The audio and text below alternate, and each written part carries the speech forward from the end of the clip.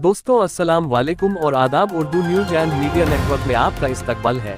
आज बारोज शनिचर 23 सितंबर 2023 सुबह के 9 बजे हैं। पेश है उर्दू अखबारों की झलकियां। पेशकश जावेद जमालुद्दीन। आज सबसे पहले रोजनामा मुंबई उर्दू न्यूज की हेडलाइंस। जमहूरियत के नए मंदिर में मुसलमानों की तौहीन।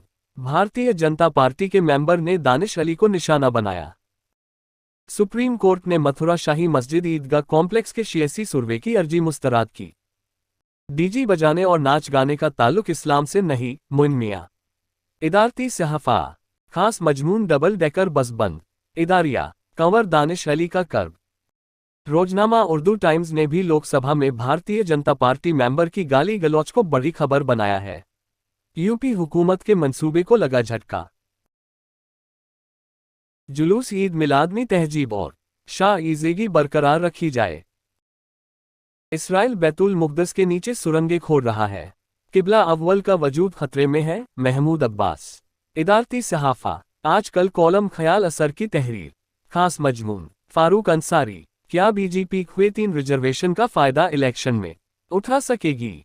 इदारिया मुमलकित सऊदी अरब। रोजनामा सहाफ़त की साहफ़े अव्वल की खबरें।